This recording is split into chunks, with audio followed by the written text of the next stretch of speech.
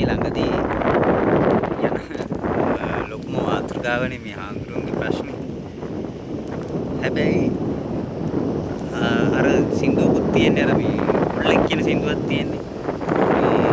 මේ කතා හදනුම් සේරම බෝසත්ද කතා නැතුව වැඳපන් බම්මාට කියලා අර නංගිට කියන සින්දුවක් තියෙන්නේ. ඒ වගේ තමයි ඉතින්.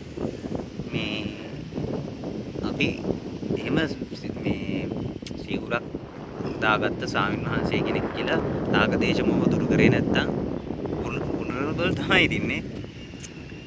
ඒ කියන්නේ එයත් මේ රාගයට අහු වෙන්න පුළුවන්, දේශයට අහු වෙන්න පුළුවන්, මොහයට අහු වෙන්න පුළුවන්.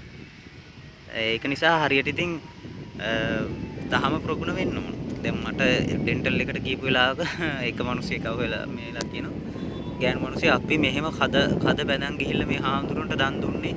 බලන්න ඉතින් මේ හාමුදුරුවරු කරන දේවල් මේ දහම කියන්නේ බොරු.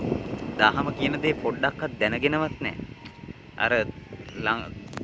අර පරම්පරාවෙන් එන සමාජයේ ඉන්න නිසා දැනුමට දන් දුන්නට දන්නේ තමන් දුන්න දානේ මේ තියෙන කුසලෙත් නැති කරගන්නෝ මේ අනවශ්‍ය දේවල් සිහිපත් කළා.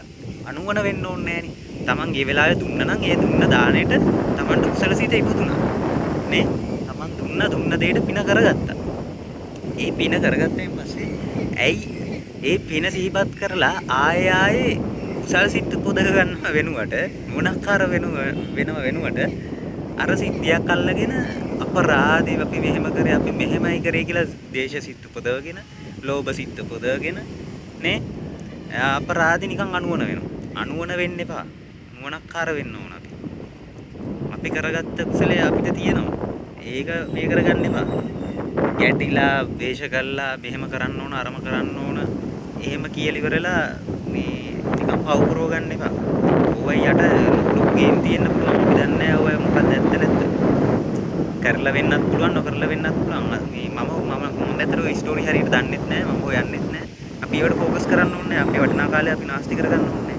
අපි සතිය සිහිය දිනු කරගමු, සමාධිය වඩා ගන්න උත්සාහ කරමු, දහම් කරුණු හොඳට වටහා ගමු.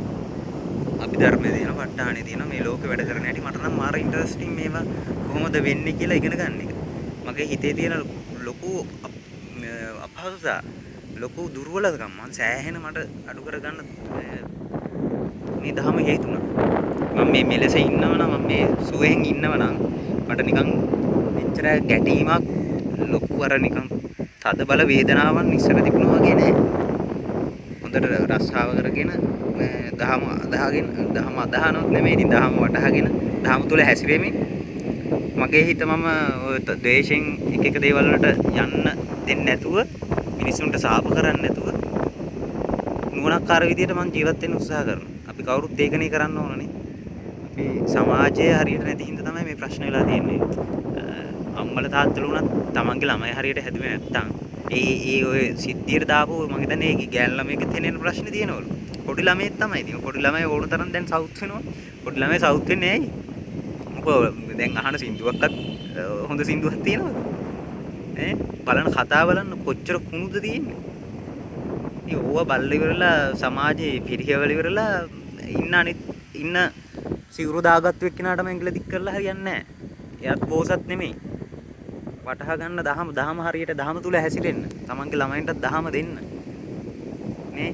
දැන් ඔය ගොඩක් කතා කරන්නේ මේ දහම් පාසල් යන එක ගැනත් විරුද්ධතාව කතා කරනවා. බුදු දහම කියන්නේ දර්ශනයක්ලු. දර්ශනය මොකද්ද කියලාවත් දන්නේ නැහැ මිනිස්සු. පව්. කවුරුත් පව්. අපිත් පව්. කොහොම තමයි ඔක ඉතින් ඒ අවිද්‍යාව නිසා මිනිස්සුන්ට වෙන දේවල්. ඒක අපි ඇත්ත මේකයි කියන එක අපිට තේරෙනවා.